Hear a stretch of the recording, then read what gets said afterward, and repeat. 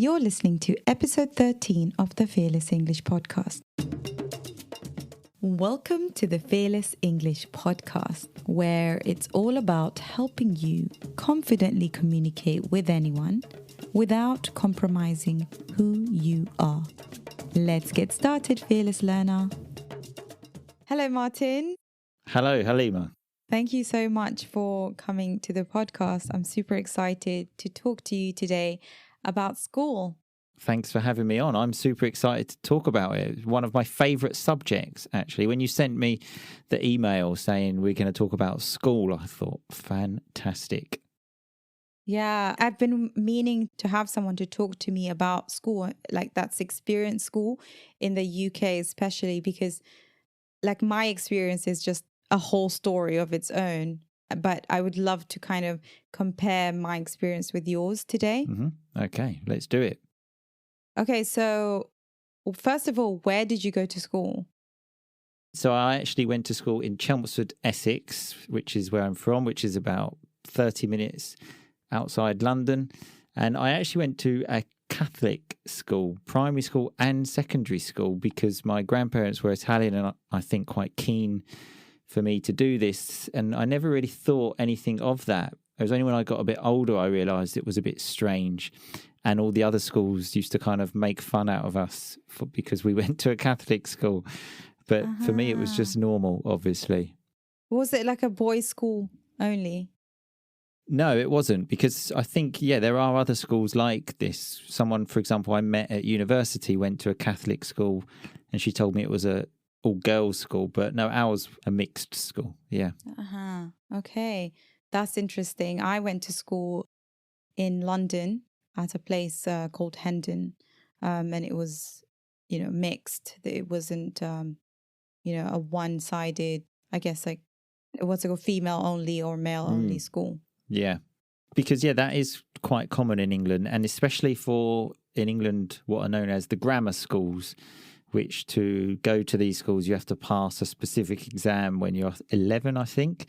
But one thing I noticed, certainly where I'm from anyway, these two grammar schools, they were, all boys and all girls, but they always seem to be very near each other. Like the boys' school is near the girls' school, like really close. So I think in the end, obviously I don't know, but it almost becomes like one school in the end because they're so close and they often see each other. And that, I think, is generally the general experience of these schools.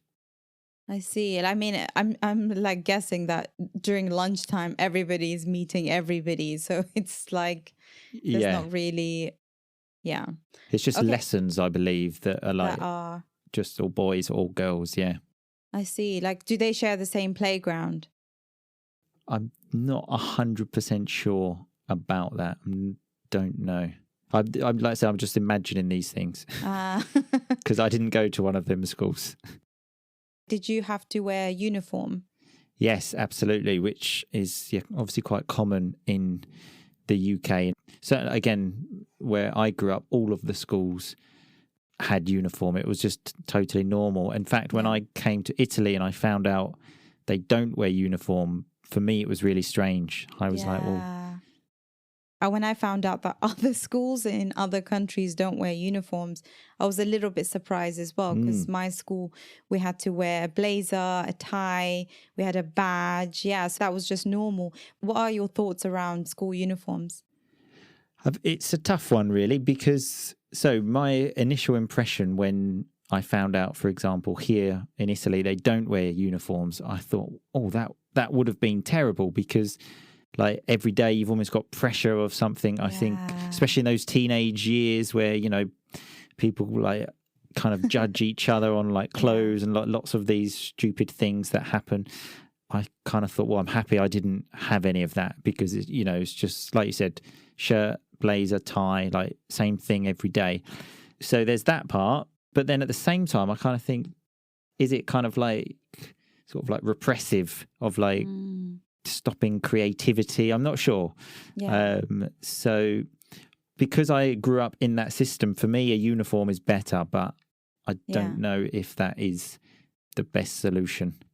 Like, I agree. If anything, I would say that like society needs to like think about uniforms as well, because I feel like, yes, people kind of are able to showcase their creativity, but at the end of the Mm, day, there are students that are from maybe underprivileged backgrounds, or they're absolutely. not Yeah. able to buy the latest, I don't know, clothes.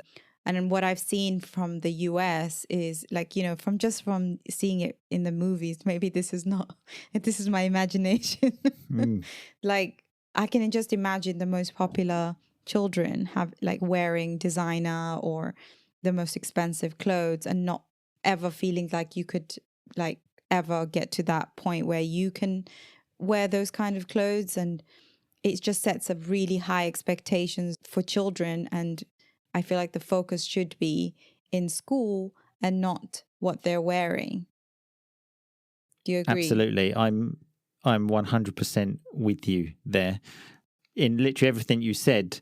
Because again, having grown up in the system of uniforms as well, one, it just seems normal. And yeah, I completely agree with everything you said. But part of me also thinks maybe there is that creative person that is thinking, but I just want to like express myself. I mean, that's not what I was thinking. I never thought, I mean, even now, I'm not that creative to like think I can express myself with clothes kind of thing. But maybe there is someone that's thinking, I really would like to do it, and starts feeling depressed of wearing like, because normally these uniforms like people wear in Britain are always like dark and like grey or Yeah. black. Yeah. And wearing that like every day for like a certain number of years, like in the Yeah. winter, it's cold.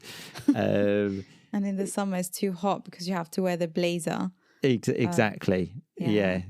If I was starting a new society tomorrow, I would also put uniforms for the reasons you said. Yeah, I would just make sure that they designed it properly, used better materials, and Yeah. had the school provide them, because some of those items of clothing are very expensive. Yeah.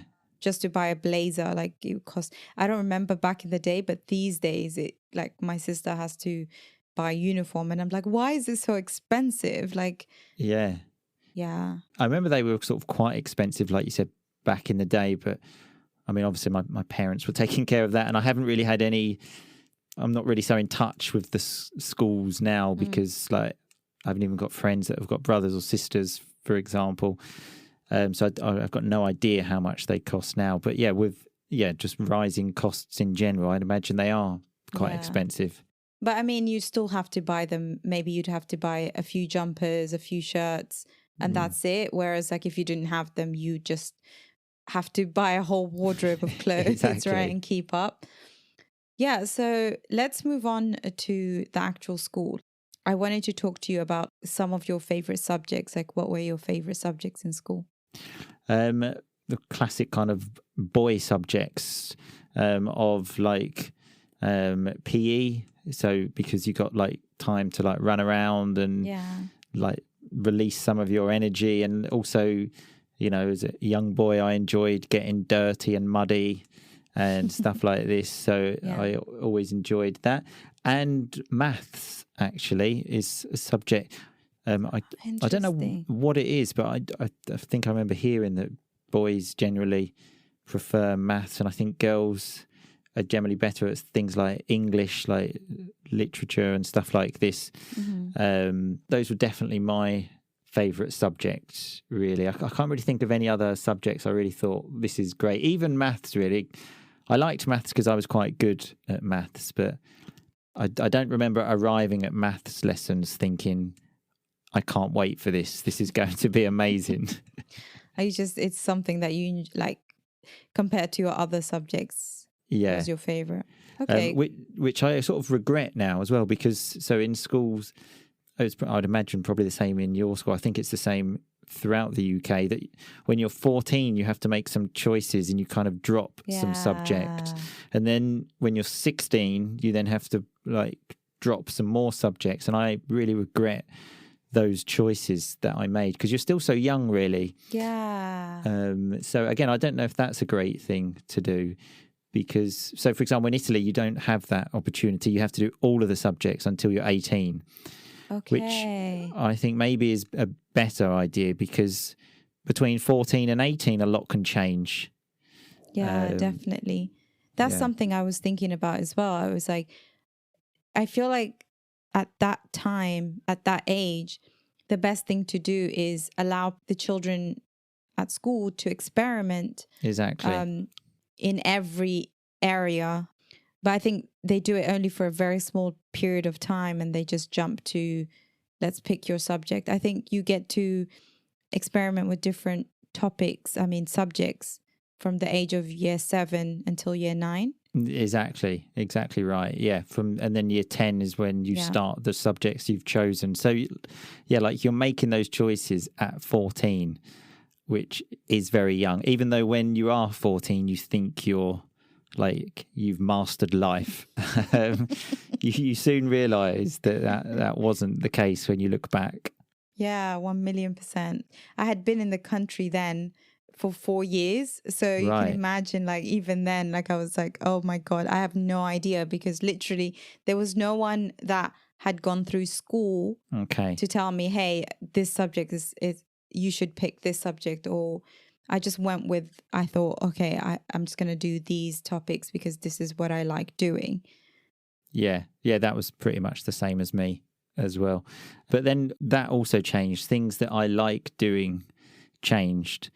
So, for example, I didn't study even a foreign language because in our school it wasn't necessary. I'm not sure if that's changed now, but when I was at school, it wasn't necessary to study a foreign language. So I kind of thought, well, not going to do that. A few years later, I kind of thought, oh, I'd love to learn a foreign language. Like now, obviously, I speak Italian.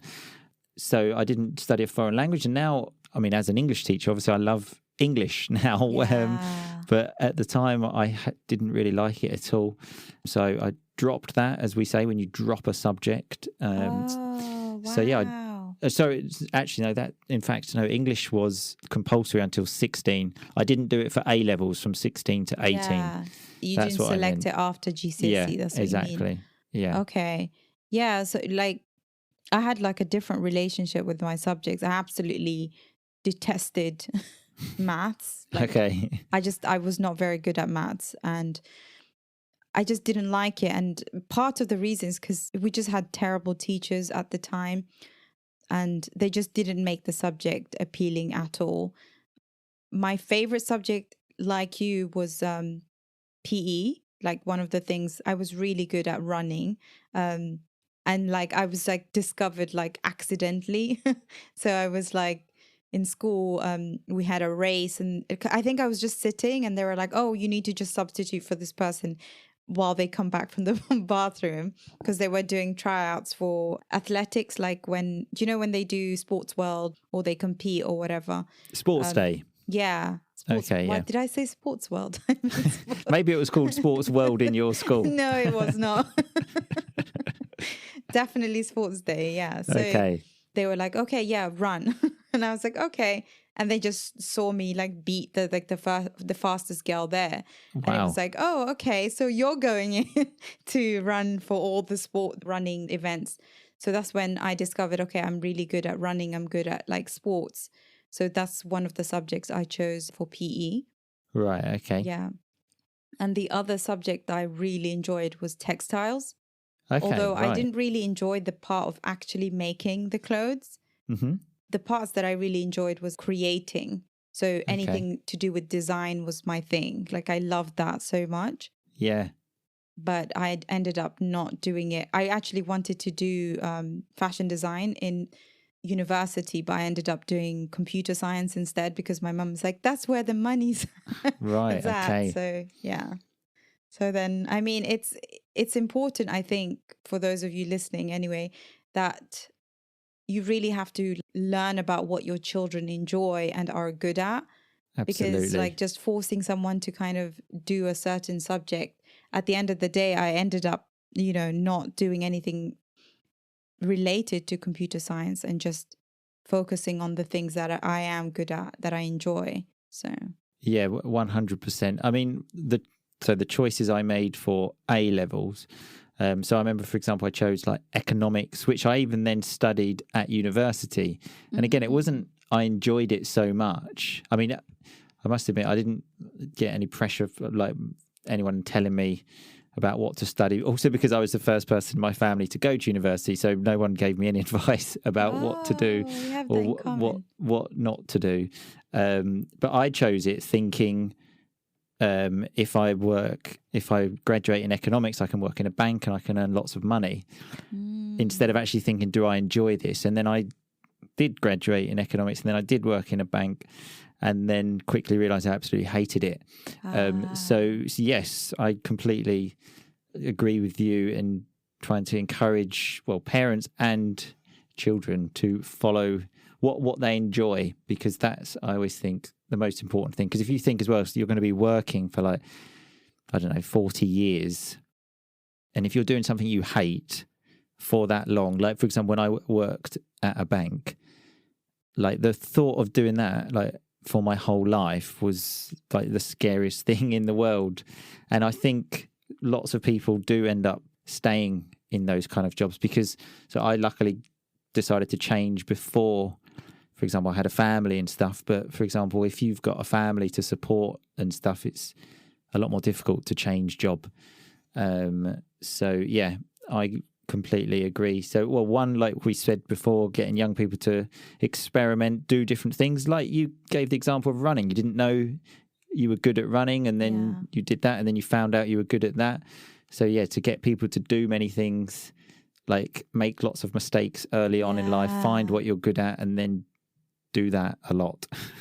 Yeah, I completely agree with you, because I think that's such an important part of discovering what you want to do. And then early on, you could find something that you really enjoy and then have success with it, like a lot faster than if you just kind of, you started your experiment at the age of 25 and, you know, after like finding out that actually this is not what I want to do. And I just wasted 4 years or 3 years at university, 2 years at work, doing absolutely something that I absolutely hate. So yeah, I think it is important to have a gap year. Like I think maybe that would be a great like alternative to, like, if you can't experiment, because not everybody has access to being able to experiment with different things, take a gap year and just find out what you really like before you go to university. I think that should be mandatory. What do you think? Yeah, I mean, I actually did take a gap year before I went to Oh, you university, did? but I don't think I made the most of it. What did you do? Well, I just got a job in a shop basically, and then saved up some money, and then I went on a trip with one of my friends.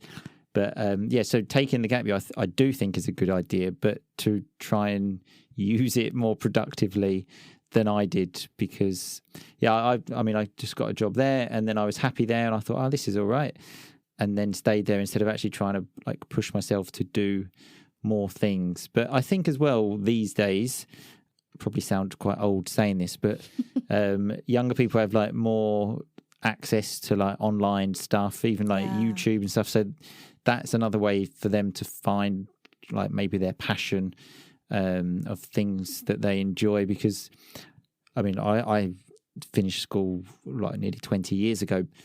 Like I've been learning so much in the last, especially 5-6 years, because now that you can just learn so much online. And I've taken so many different online courses about everything, really. So, yeah, I would encourage people to do that as well. I mean, especially if you have that gap year, so maybe like you can earn some money and then do some online courses and then see there maybe what you like as well. I think that's such a good idea, especially first, like I love that you mentioned YouTube, because a lot of like past students, so students that have taken certain subjects, will like just sit and talk about their experience in the subject, what they did and what they like found to be useful. So we never had any of that stuff, right? Like we didn't even have like computers back in the day. Like I had computers, but it wasn't as, the information wasn't available like the way it is right now. And the other thing that I really like is that you said there are courses, free courses online. The other day I went to it's Ed, ED, and then X. I think it's dot something, a .com or something like that. It's a website designed and created by Harvard University where Yeah, I've done a different few courses there as well. It's yeah, really I good. love Yeah. it so much. Like it's Yeah. so good. And that's such a great place, I think, to go and discover like different subjects that you might be interested in or thinking about doing. Yeah, absolutely. And there are so many things that you can do because, like, when I didn't even realize the things I could study at university, because for me, like, the subjects I'd studied at school, you know, like English, math, science, like the standard ones. But now you can study so many different things that I didn't even really know even existed. So, yeah, even just going on the website you mentioned and just looking at some of the courses, maybe think, oh, that's interesting, and just following something, because obviously if you just read the title, then you don't know what it's actually going to be like. But yeah, you can then follow a few lectures, follow a course, and if you like that, then obviously you can take that further. Yeah, absolutely. Okay, so let's move on to like your experience in school. Share some like stories of lunchtime and what's it called? What you used to eat in school. Did you bring a packed lunch and so on? Yeah. So in primary school, I was a packed lunch guy. Those. And then when I went to secondary school, then I used to get school dinners. And thinking back, like every day, literally everyone basically would eat something and chips. Like it was just like in our school, literally 5 days a week for a year. It was like sausages and chips, like burger and chips, or like fish fingers and chips. Literally something and chips every day. And like, so the standard, I mean, I believe this has changed now. Yeah. Because people... Since Jamie Oliver got involved or something. Exactly. Yeah, that's exactly what I was thinking, which obviously is a great thing, because they were obviously just trying to make the easiest thing and weren't really thinking about... Yeah, exactly. Weren't really thinking about like children's health and like trying to give them the right food to keep them like energized and stuff like this. So yeah, I used to have school dinners in secondary school, but yeah, I'm just lucky to still be alive, I think, after the stuff that I ate for so many years. Yeah. Did you enjoy any of the desserts at least? Like, I always wondered like if the religious schools, like the, you know, Catholic schools had better food than we did. I would say we probably had worse food, because I know for a fact that Catholic schools don't get as much funding as other schools. Oh, really? Wonder why that is. Yeah, I remember one of the teachers telling us once, but I can't remember. So they've actually got less money than other schools. Yeah, that's because when you said that, like Catholic schools, everyone's got this different image of like. I think everybody thinks that we were just like praying like all day. That's and what stuff, I imagine. But it nuns was just everywhere. So. Yeah, like there were no nuns. It was just a totally normal school, really. So it's just the name was called. Yeah, Catholic I mean school? we had to do, I think there would like sometimes during the year there would be like a mass at school, but for like Christmas, Easter. These kind of things.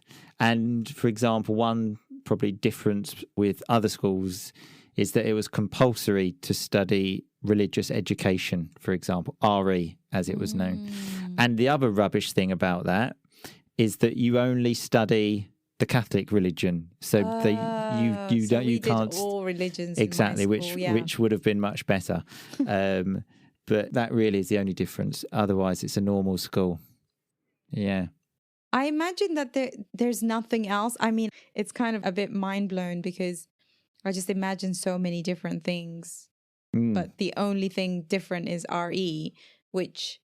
Pretty much. Yeah. I mean, we covered from Hinduism all the way to Buddhism. Yeah, so that would have been a lot more interesting.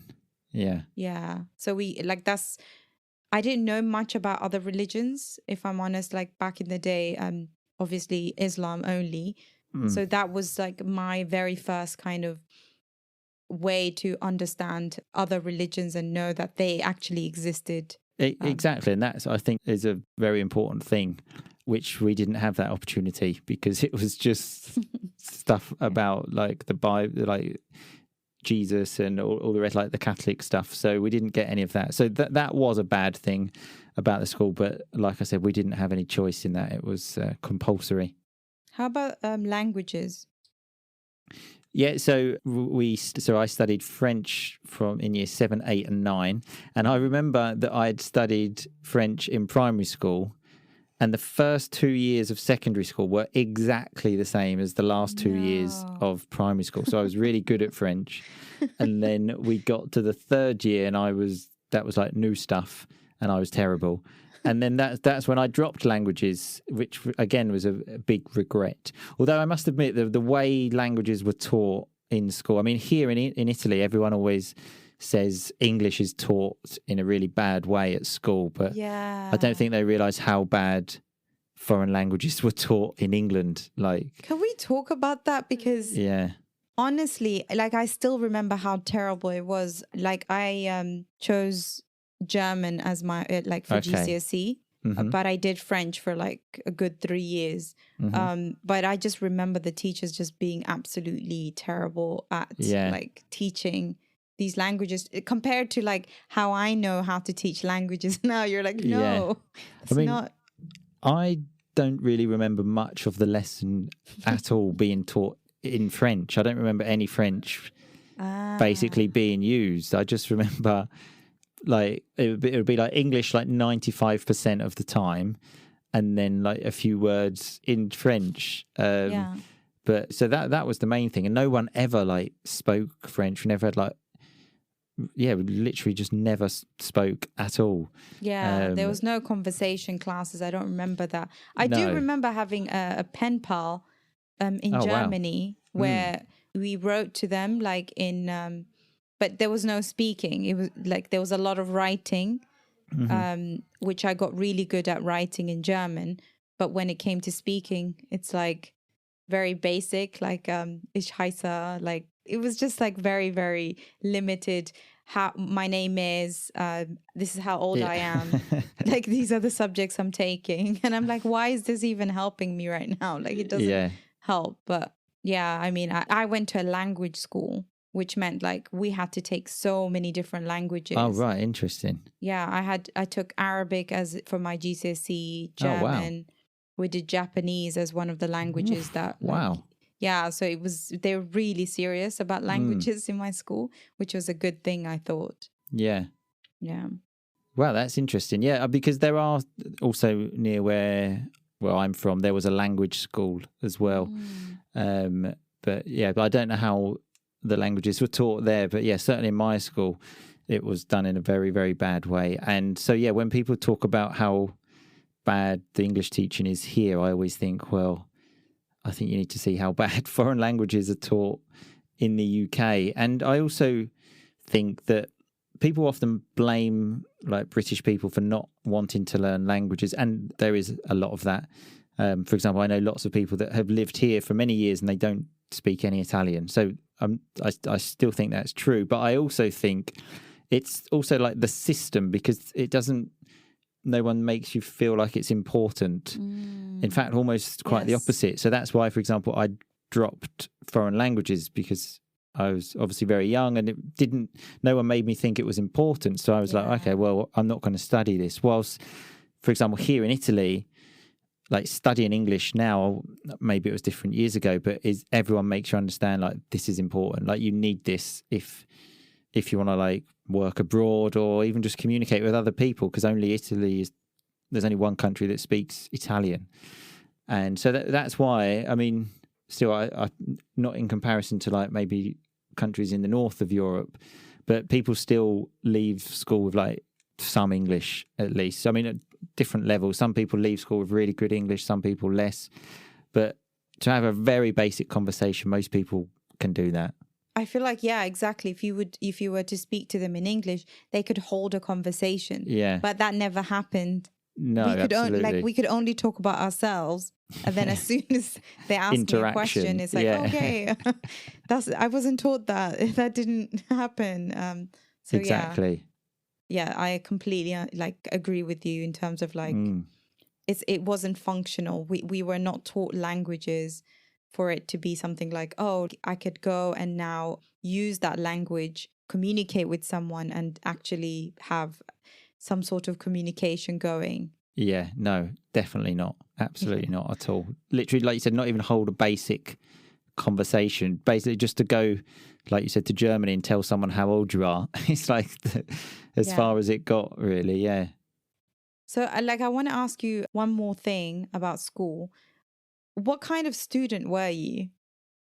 I think I was the classic, like, could do better if he applied himself kind of thing. It was basically the end of year report for every subject. So yeah, I think that probably like sums up my. I mean, I remember, for example, at the beginning of secondary school, the first year, I was really keen. It's like, big school. There's obviously lots of people I didn't know there because I came from like quite a small primary school. Yeah. And then you go to like the secondary school and there was so many more people. And I remember like the first year I did sort of quite well. And then, yeah, it was just kind of like slowly downward hill after that, really. Until I got to maybe to like sixth form, so like A levels, I did a bit better. But yeah, I think it was just, I didn't, as the teachers say, like used to say, I didn't apply myself. Yeah. Oh my goodness. Well, thank you for answering that. Like I was more of I started off as the quiet person. I'm always the most quiet person in the room at the very beginning. But then I just started to become like the joker in the classroom, where I would try and make jokes about everything, or laugh. I think it was more about laughing. I was always laughing in class. But I was always like the kind of the dark horse, like, it looked like I wasn't doing very well. And then when the exams come, I would work really hard and, try and do my best in terms of like to get the grades, and every single time surprise my teacher, who thought I was going to fail the subjects because of the way I was in class. So I was that person. Yeah. That sort of reminds me of something that happened to me, almost like one of my worst memories, I suppose. For maths, so for my GCSEs, again, although like I said, I was quite good at maths, I enjoyed it. Again, I didn't apply myself. And then I remember when I got the results, because for the like GCSE exam, like I really studied a lot, because you get like study leave, don't you? You get some days off school, and I really, really studied hard, and I got an A. And then I said to my maths teacher the day when you go to get the results, I was really happy. I said, look, I got an A. And she said to me, I know, but you don't deserve it. And I was like, that's such a horrible thing to say. Like, admittedly, I suppose during the year, probably didn't really work so hard. But in these few weeks, like I've been working like so much to like catch up on like maybe things that I hadn't done so well. And I really did work hard. Well, in my mind, I deserved it because I really worked hard. But I just thought, why say that? I was so happy. And there was no need to say that. It was a really, horrible thing, I thought. I just remember having the worst teachers. I mean, being a teacher now, would you ever say that to? I would never. I wouldn't even dream of saying that. Like, even if you believe that. Yeah, of course, you would never say something like that. Absolutely. Yeah, it's terrible. It affects students. How, like, I remember my geography teacher. I think I was like just chatting to my friend, as you do in class, next to me. And I didn't listen to her after she asked me to keep quiet several times. So what did she do? Like kick the table, and it just smacks me in the stomach. And I was just like, I didn't know back then that was like literal abuse. Yeah. But like, it's just kind of shocking to see how teachers acted back in the day. Almost like if they didn't even get any sort of training. I know for a fact they didn't understand psychology or how to treat children, and how to like make sure that they do their best and not, or make them feel like they don't deserve what they've achieved. What the hell is that? Like, without knowing how much work they've done at home as well. Obviously, you see them in school, but you have no idea you have no idea what's going on. But what is this about deserving, though? What are you deserving? Exactly. Like, what is it that you have to like torture yourself throughout the year? Yeah. Do really well in school, then you deserve to have the grade. I'm really shocked by that. Like, And just as well, like they've got no idea of like what situation you've got going on at home or anything like that. So to make yeah. judgments, Oof. I think is just terrible. But I mean, I hope things are a bit better now. With like, especially with so much now about like mental health and stuff like this. So I hope anyway the teachers are a bit nicer to students now anyway. Absolutely. Yeah. I really do hope so, because it can make such a massive difference. Of course, because teachers for you at that young age are like huge influences on your life. In fact, one of my teachers from school, I kind of jokingly say he like changed my life, but also not, because so I had him from like 16 to 18, and just the way he made me think about things, and like maybe it was when this was when I started my A levels, and I was going down maybe the wrong path kind of thing, and just with a few sort of conversations with him, he just almost changed my way of thinking a lot and had a massive influence on my life. So I think teachers can have a huge influence, and it can be positive or negative. So they need to make sure that they're trying to obviously leave a positive impact on these people, because if they're not careful, it can go the other way, which is obviously not a good thing. Yeah, I completely agree with you. Well, that was a really nice conversation. Yeah, about I enjoyed school. it a lot. Yeah. Yeah, it sent me right back. Same. So I want to end this with just ask you a few questions that are like kind of outside of the topic, just to know your thoughts about things. Like the first question is like, are you learning any languages at the moment? Well, I mean, I speak Italian. I speak quite well, but I like the learning never stops. I think when you learn a foreign language, I would like to like study a new language, but I really want to master this. I mean, if I speak to my wife, I speak to my wife every day in Italian, and she says like, your Italian's fantastic. What's the problem? Yeah. But me personally, I'm still not satisfied, and I still want to improve. So I still study Italian. I mean, there are times when I don't do anything, but there are times when I read and do all of the things like use new vocabulary and practice writing and do all the rest of it. So yes, the language I'm studying is still Italian. Okay.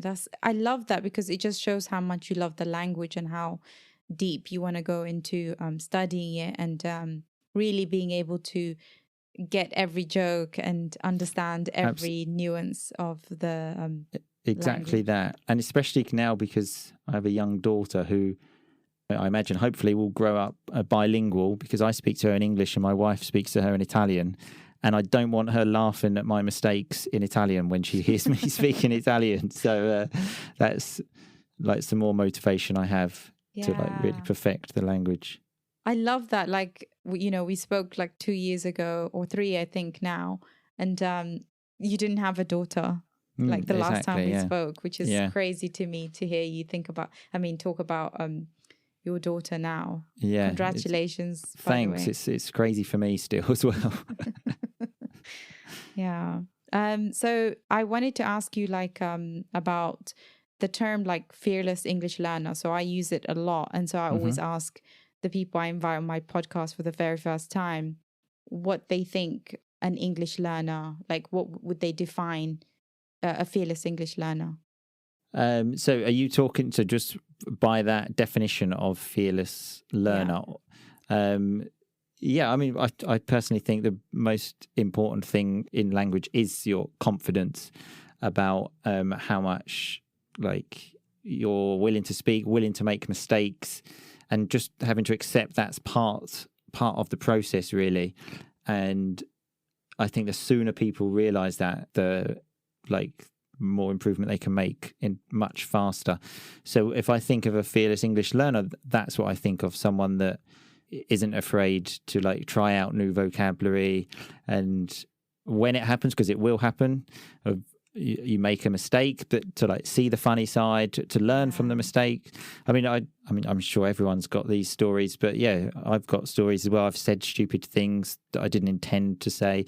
Everyone started laughing, But then you think, right, well, okay, I'm not going to make that mistake again, though. So yeah, and not obviously giving up like in those, let's say, embarrassing moments when you do make a mistake. So yeah, if I think of a fearless learner, I think of someone like is willing to like put themselves out there, which is exactly what speaking a language is. I saw something recently that said like speaking a language is like acting in a theatre play every time you open your mouth, because it really is. It's like being on a stage and talking, and you know, that's a difficult thing to do. If you said to anyone, okay, go up and act in front of people, everyone would be like, whoa. Yeah. But that is essentially what you're doing every time you open your mouth when you speak another language.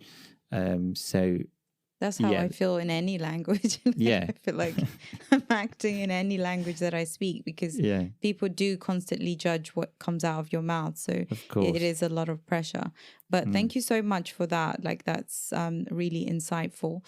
I've really enjoyed having you here today, thanks Martin. for having me on. I've loved it. Thank you so much. And hopefully we see you again. I mean, yes. see you, hear you again. Yeah. Absolutely. Okay, thanks a lot. Thank you for coming, and thanks for listening, everybody. If you enjoyed today's lesson, then you'll love our speaking club, where we take what we learn in these lessons and put it into action. You'll get to meet other women and practice speaking English every week for an hour. All you have to do is go to www.blackboardenglish.com/cup. I'll say that again, www.blackboardenglish.com/cup. Let's work together to help you become a confident English speaker. See you in class.